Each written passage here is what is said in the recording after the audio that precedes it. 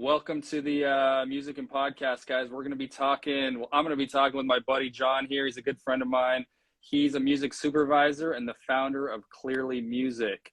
We're going to be answering some questions at the end of this, but the goal really is to just talk to you guys and share some knowledge about everything that goes into placing music in a podcast, using music in a podcast, where to find music, clearing the rights to certain music.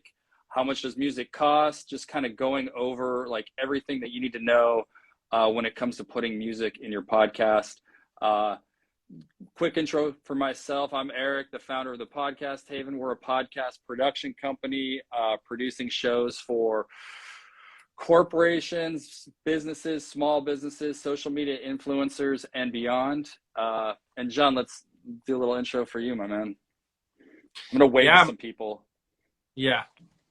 My name is John Lane. As Eric said, I'm a music licensing executive at Five Alarm Music, which is owned by Anthem Entertainment. And since 2015, I've had a company called Clearly Music Services, which provides music supervision services. Mostly the stuff that I work on is film marketing and advertising. And as of lately, I've been doing a lot of podcast music supervision as well. And so, yeah, I've worked on a lot of different things like content for the recent film Respect, House of Gucci, Addams Family 2, the Pitch Perfect movies, Black Panther, stuff like that. And recent podcasts that I've worked on was The Real which is an entertainment podcast for the LA Times. Mm-hmm. And 2 seasons of a scripted romantic comedy podcast. Because I romantic comedies. Shout out to Rachel at Pod People. Yes, and so those are called Rom-Com Pod. And then most recently, I finished a podcast called Bone Mary Berry, which is his first scripted podcast series, and which is also a rom-com. So that's kind of what I've been working on in the podcast space as of recently. Yeah, that's interesting. I actually worked on The Real, did some editing on a couple episodes. This was a while back, but cool show. Yeah, about like movies and things that are coming out in the entertainment industry. Yeah, it's actually the Real is an example that I'll bring up later of sort of like ways our approach for music in that podcast was a little bit different than some of the approach that we've had recently on some of these scripted podcasts. So I'll be happy to talk about sort of the difference and the pros and cons of the way that we approach music in that podcast. But yeah, it was an interesting project to work on for sure. Right on, my man. Well, let's dive in. We wanted to set this up, guys, before we kind of dig in. We wanted to define some terms. These are like common terms. John will be able to speak more to this, but common terms that you might hear when it comes to music. So John, let's just shoot for it. Royalty-free music. Yeah, royalty-free music. This is royalty-free thing. It's interesting because there's sort of like real royalty-free music and the real what I would define without getting in too much in the weeds about it. There is real royalty-free music in which music is completely unregistered with performing rights organizations like ASCAP, BMI, and CSAC. So there are no royalties generated when the music's used, even on TV and film and things like that. That I would consider that to be actual royalty-free music. More like colloquially speaking, royalty-free has become a term that's used for music in which the production doesn't have to pay any sort of royalties to the artists, which, to be honest, is like a lot of most music in that sense would be royalty free because it's really not on the production to pay directly to artists. It's usually the platform in which the music is airing. So, for example, if your podcast is on Spotify or your podcast is on a certain like podcast network of some sort, a certain platform, that platform would have relationships with the PROs, and royalties are paid out that way. So, but yeah, royalty-free music is essentially music in which, as it's known now, is music in which royalties aren't. It's not on the responsibility of the people producing the content to pay out royalties directly. And royalty free, not to be confused with free, as in like you don't have to pay for the music at all, right? Yeah, that's a good distinction. Music costs. Sure. Music, thankfully, we live in a society for now that is definitely compensates for music as much as possible, hopefully. It's definitely something that we try to maintain within the industry, and it does cost money to use music in your podcast, 100%. Cool, man. So let's define what a music library. What is that? Where do you find that? Yeah, music library. A music library is basically it's a company or a catalog of music that has music that's essentially created for media use. So it's all literally like written and created, usually to be used in TV, film, podcasts, marketing content, etc. And so yeah, this is usually kind of like what is referred to usually as a one-stop source. And I can get into the difference between one-stop and not one-stop music. That's a But bit much, it's a maybe. one-stop source in which you can access music, pay a fee, and use it in your programming.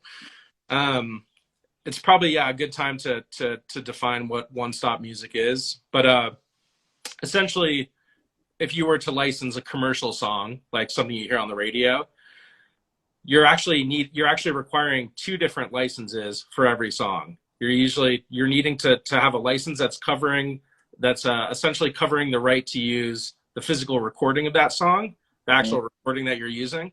You also need a license that's covering the publishing side of that song, which represents the writer's interests. It's essentially the notes on the page, as opposed to the physical recording. So you'll have to go out to multiple sources. Usually a record label will represent the writer or the physical recording, and then the publishing side, you reach out to the publishers who represent the song, and you'll have to negotiate a license for both sides. And once you've done that and you've gotten a license negotiated and Mhm.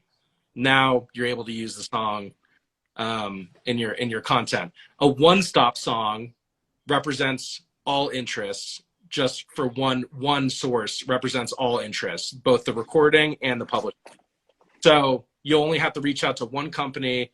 You'll have one master and synchronization license, and it'll essentially give you all the rights that you need. Reaching out to one source only, as opposed to going to multiple sources like you would do with like a famous song or a popular song you'd hear on the radio. Got it. Okay. And then maybe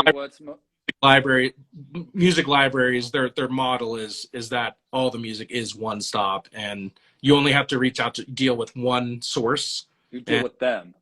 Yeah, they'll handle everything. So you don't have to go to multiple companies to obtain the rights. Right on. Well, okay, let's segue to music licensing. Maybe the kind of what this is all about, really. But what exactly is a music license? Yeah. So when it comes to podcasts, it's sort of like an interesting space. When music used in a podcast, what you need to obtain is a synchronization license, which is actually the same license that you would obtain for a TV show or a film. It's the exact style license, and it's slightly different in nature of media, but it's the same style license. And the reason why is that you obtain a synchronization license for TV and film because the song is being what's called synced to a piece of visual media. So that's why you require a synchronization license.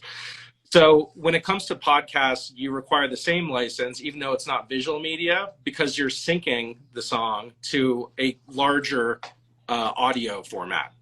So a larger audio program. So it's the same style kind of like mentality of the synchronizing a song to a piece of larger content. And so it requires the same license, a synchronization license.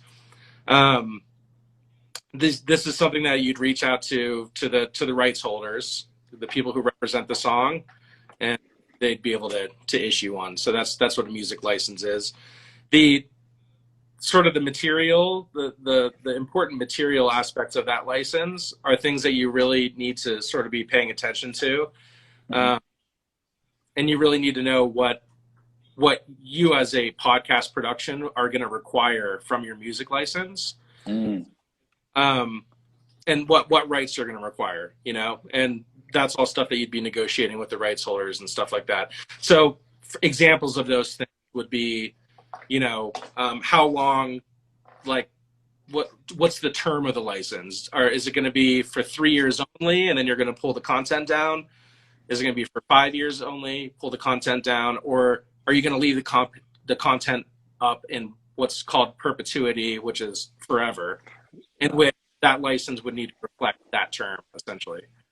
But you would kind of be the point of contact to do that, right? Instead of reaching out to the musicians and publishers themselves, you're kind of the point of contact who helps negotiate all that, right? As a music supervisor, that's definitely what we look after. A lot of people think that music supervision is a lot of like listening to music and choosing cool songs. Yeah.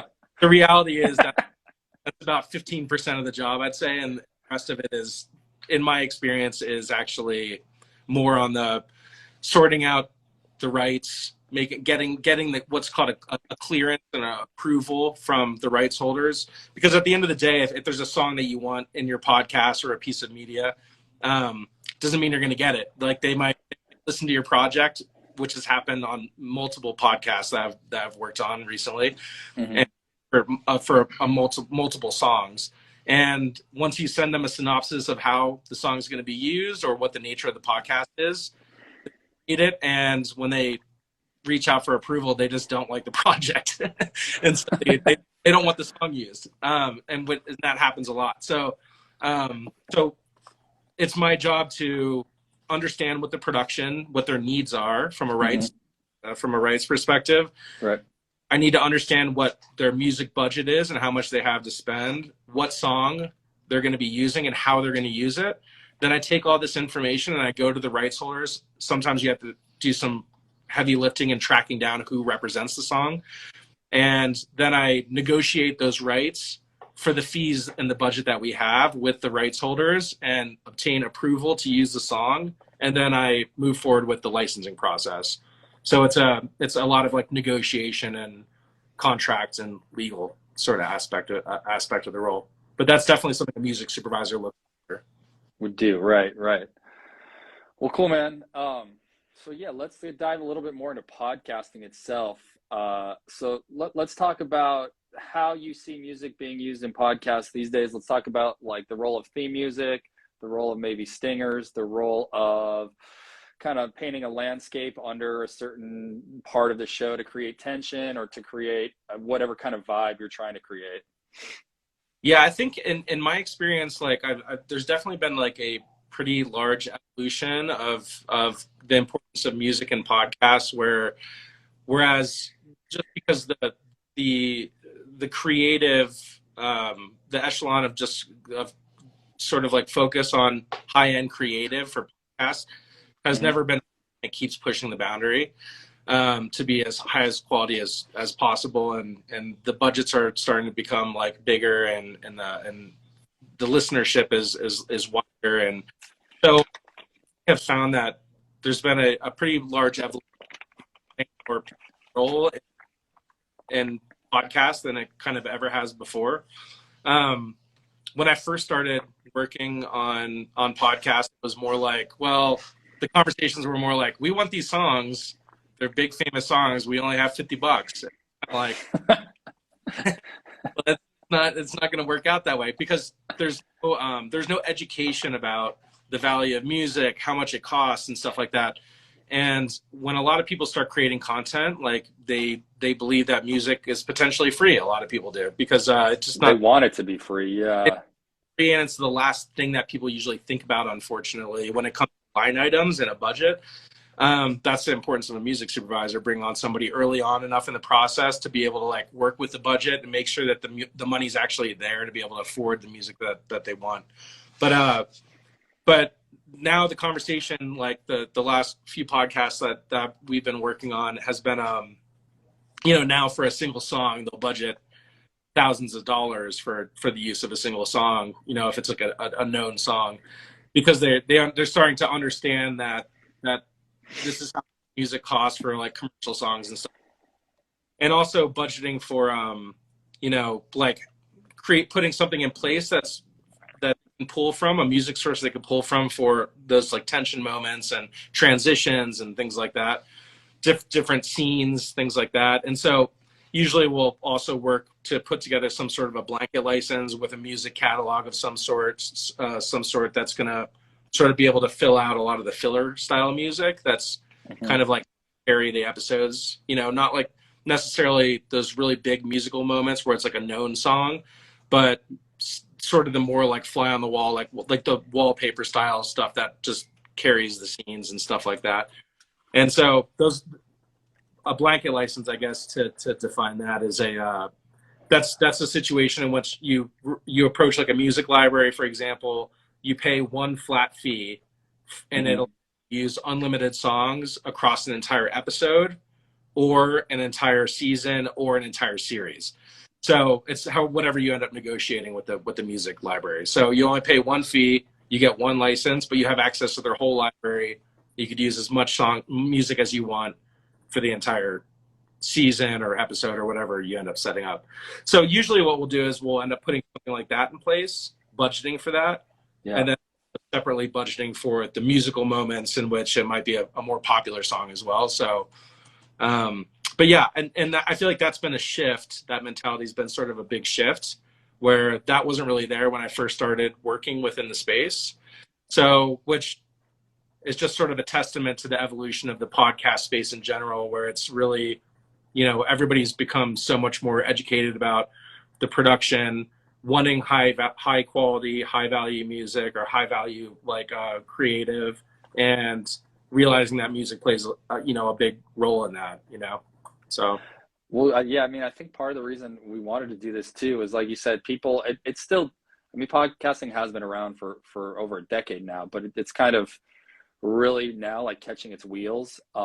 And it's good. I think we're kind of doing this to help educate people because, like you said, a lot of people don't know.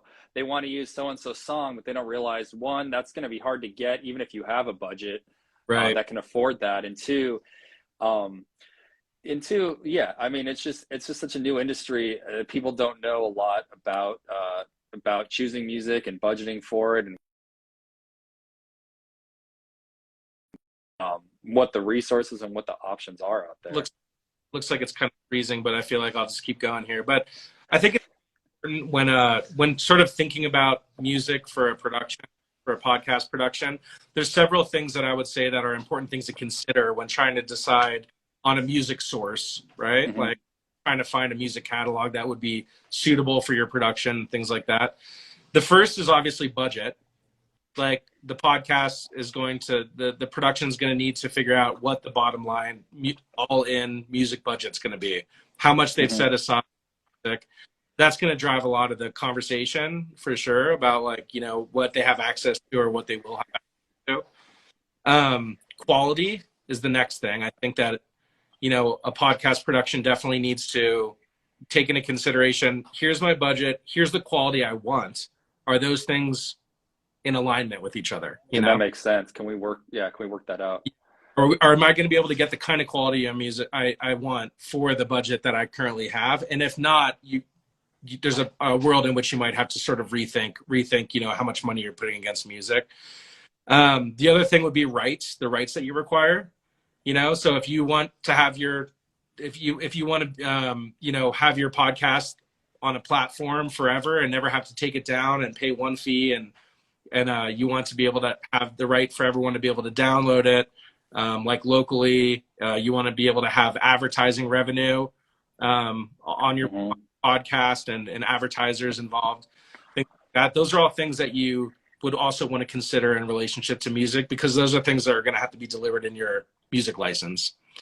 And the last thing that nobody thinks about in the podcast, in my experience, is the aspect of it.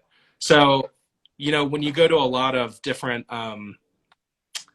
it's common, I think, for podcasts to sort of like scramble at the last minute and be like, oh shit, I need music.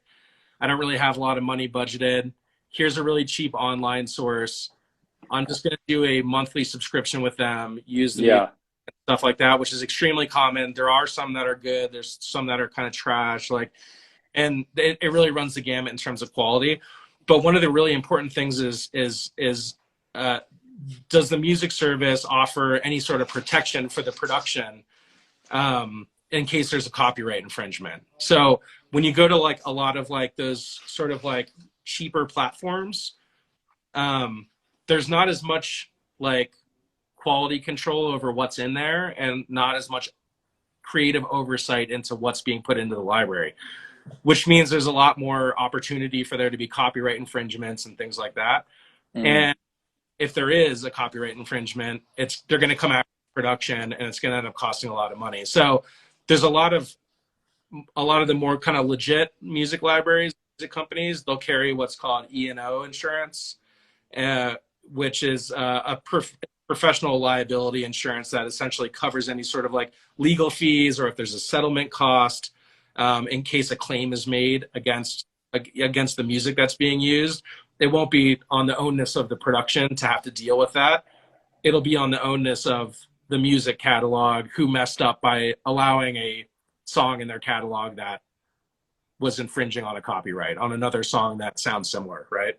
Okay. So that's definitely something important, is that, you know, making sure that doing the research and reading through, you know, what catalog you're using and is it going to be on you? Like, is the liability on you essentially if someone gets sued? So I would say that a majority of the more like legit companies do carry insurance and they do, and there is a indemnity in that sense. But it's an important thing to look at for sure. And speaking of kind of these kind of libraries, because we're talking about more like getting music for someone that has a bigger budget, say for like a Wondery or a Stitcher or like a network or Dear Media that can afford to pay top dollar to get more unique sounding songs with higher production quality. But what about like a smaller DIY podcaster? Where do you recommend they go where they can get like a monthly subscription or more affordable music, likely royalty free, because that's probably the level that they're currently at? Would you kind of recommend some places to find that stuff? Yeah, you know, it's actually it's funny. There's a lot of like digital, there's a lot of online music libraries that are really targeted towards like digital creators and things like that. Some of them might be like, one that I use is Storyblock. We have a subscription that we pull stuff for clients all the time. That's one. Like someone like Storyblocks. There's a company called Epidemic. There's one called Premium Beat. There's a lot of like different companies that are very similar where they're just catered towards online digital creators, and that's bread and butter. They don't really participate much in the TV, film, like kind of space. It's not really what their model is necessarily. And there'll be like a cheap subscription. The thing that a lot of people don't know, and which is really interesting to look into, is there's those higher quality music libraries, people like APM, Five Alarm Music, Warner Chappell, BMG, like the ones that are more like placing music in like big like network television shows and stuff like that. Mm-hmm. A lot of them have figured out a very similar solution that caters to podcast companies. So all it really takes is reaching out to those companies, and you'll likely be able to set up something that's pretty comparable at this point to what a lot of those online, more digital focused companies are offering you. Mm-hmm. You just have to research them, and a lot of times it's one of those where people look at those companies and they're like, well, that's like, it's going to be expensive, but intimidating. Yeah. But it's at this point, because of the sort of evolution and landscape of the space and what it's become, and to remain competitive with people like Storyblocks and Premium Beat and stuff like that, a lot of people have figured out licensing solutions that are comparable that'll fit the budget. So it's definitely always like definitely worth looking into those as well. And there's a really good chance you're going to be able to get higher quality music from a source that you didn't think that you were going to be able to. So you end up realizing that it is affordable, and there's good stuff in there. And thank you for sharing that, because I don't think a lot of people know that. Right. Yeah, when it comes to like you know, and then when it comes to it really runs the gamut when it comes to licensing. Like, say you want to like license like a popular song, a famous song, uh, that completely runs the gamut experience. It's really us. I've had it before where I've reached out for a song for a scripted podcast, and the rights holders came back and said they want $10,000 for 3 years, not perpetuity, but just 3 years only. Jeez. And which means that after 3 years, you have to pay another $10,000 for another 3 years if you want to keep your media up, you know, and really limited rights and stuff like that. And had equally popular songs that I've licensed come back at, you know, $2,500 or $3,000, or, you know, it's sort of like a little bit of the Wild West. Everyone's trying to sort out like what the rates are and try to find some sort of consistent. I don't think it's quite there yet on the major label, major publisher side yet. Right.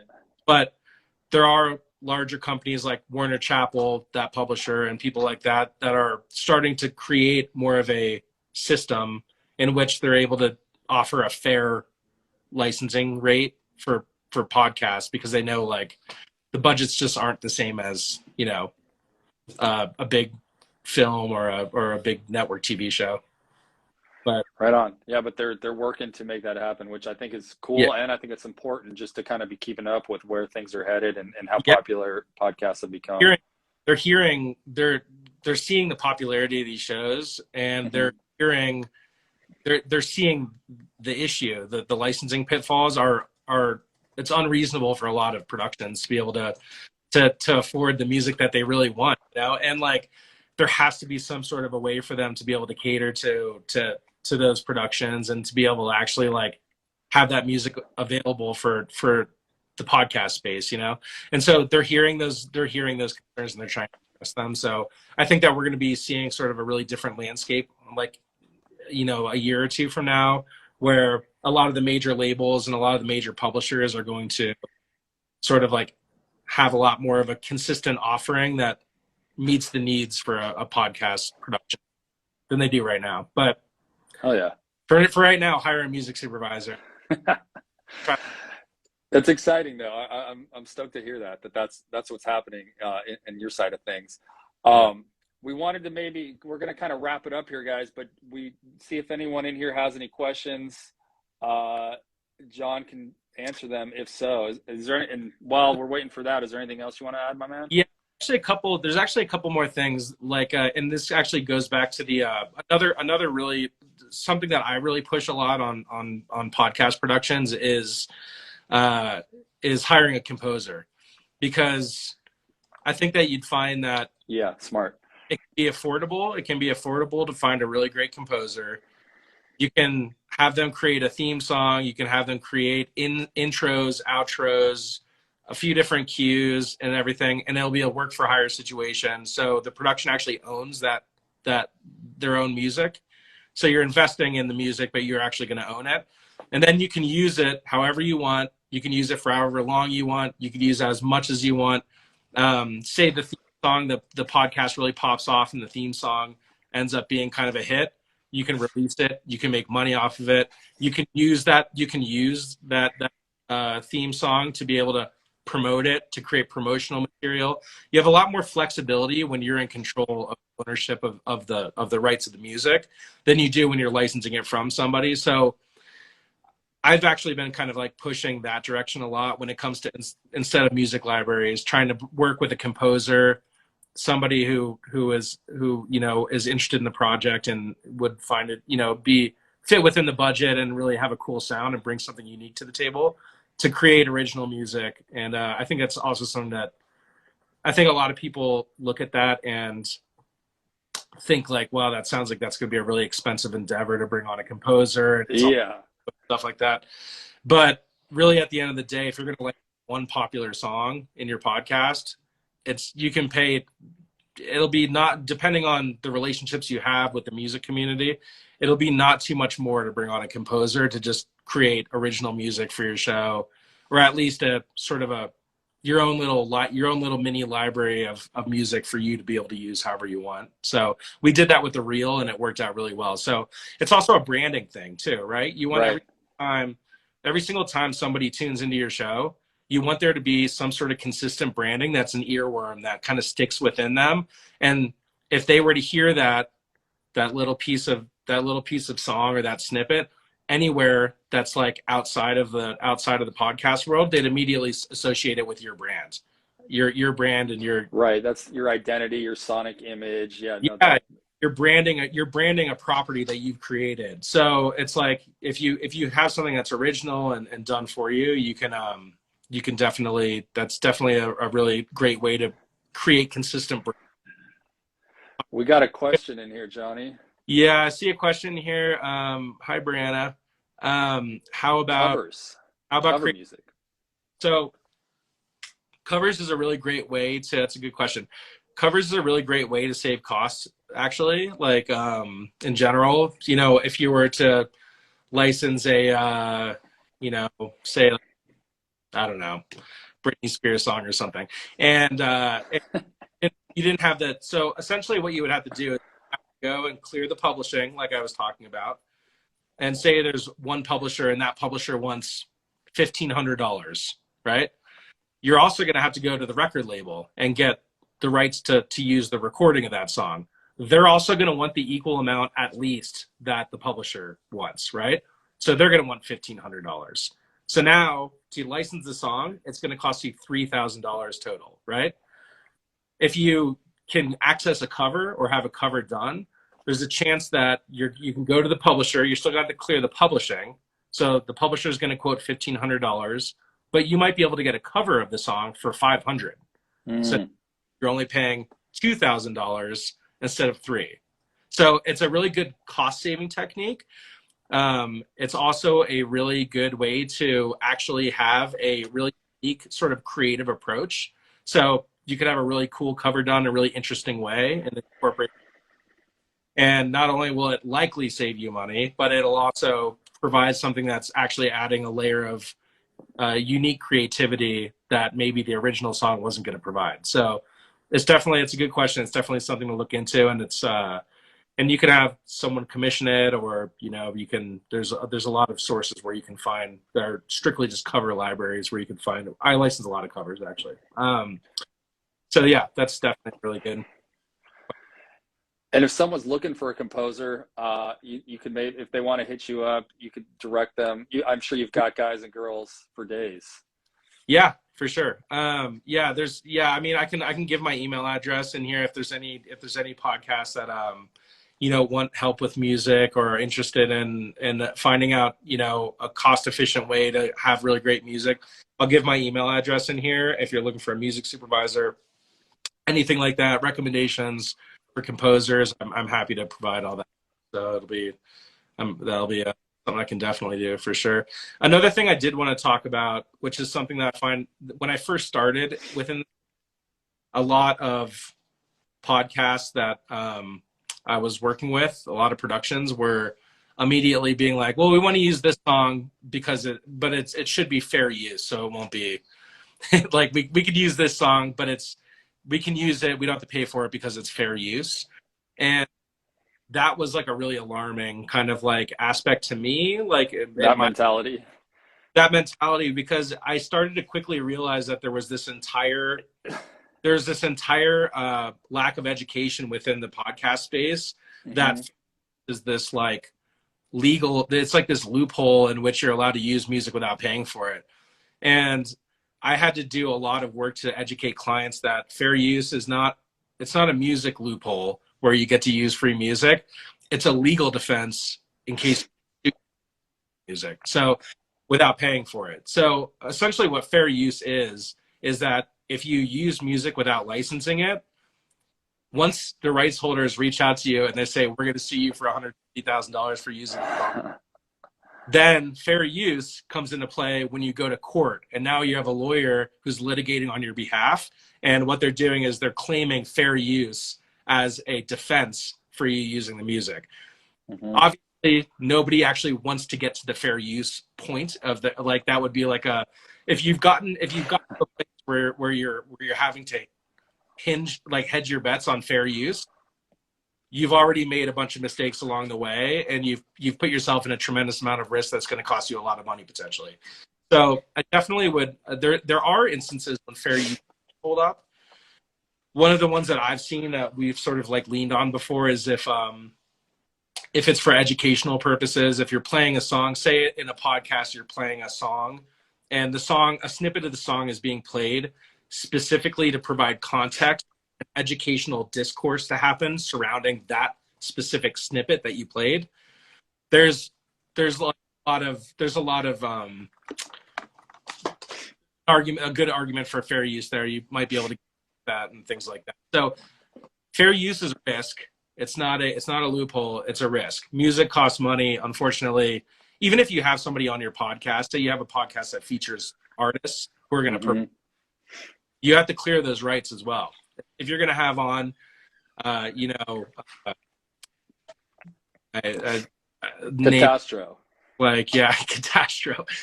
Good reference. If you're gonna like have on someone like Catastro and they're gonna perform on your podcast, you still need to reach out and obtain the rights for Catastro to be able to perform that song on a podcast.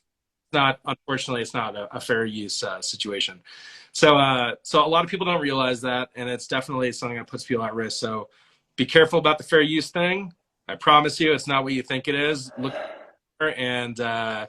and yeah, hopefully you don't get to a place where you're having to put fair use into play, because that means that you're probably in court. And a lot of platforms, YouTube especially, Apple and Spotify are getting better about it too with podcasts, is they'll pull it. Yeah, they'll pull it. YouTube is, their algorithm is quick too. It'll notice it really quickly. Notice it quickly, and it'll just completely silence the whole audio track, or it'll demonetize it. It'll which sucks, because it's your hard work. So, but yeah, unfortunately and fortunately for artists, music costs money. So it's so definitely, go through the proper channels, consult whoever you need to make sure that you're getting, you're actually obtaining the rights to the music that you're using. And there's a lot of really affordable, so it's not as daunting as you think. Yeah, no, it sounds like you've given a lot of options, especially loving to hear that some of those bigger, more reputable libraries are setting up contracts and licenses to use quality music in podcasts for a reasonable price. Yeah, totally. Well, cool, man. I think that's if anyone has any questions, feel free to put them in the chat or shout out your email. Someone in here? That's crazy. We can't do that. Do we even? I don't even know if I know how. Yeah. Brianna, you're asking about performing covers, i.e., like playing it. Like if you have a music podcast and you play guitar and sing a cover, is that what you're referring to? I'm gonna bring her in here. I think she has to request it. Well, performing covers. You have to clear the publishing. So you have to figure out what the cover song is, and then the production from the publisher, and for the song to be performed on the podcast. So it's still a thing. Yeah, but it probably won't be at the same rate as syncing the song to the podcast. Like, whereas, say it's $1,500.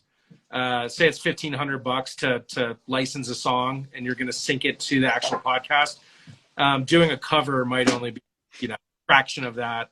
The publisher might charge a fraction of that because they know it's just a live performance, and it's a pretty low touch, like kind of it's not that there might be a little leniency on the fee. Don't quote me on that. Nothing's for certain until you actually reach out and go down the rabbit hole. But I would say that in my professional opinion, I feel like I would be able to get the rate down on something like that a little bit than I would if it was actually being synced to the actual podcast. Right. Well, cool, man. Well, is there anything else you want to add? You want to give some plugs, where they can find you, how to contact you? I can give my email address. So it's for just anybody who has questions about licensing for your podcast, or if you want any advice on, how to how to go about, licensing certain songs, and or if you need a music supervisor, or if you're looking for a music source. I work really closely, and my full-time job with 5 Alarm Music.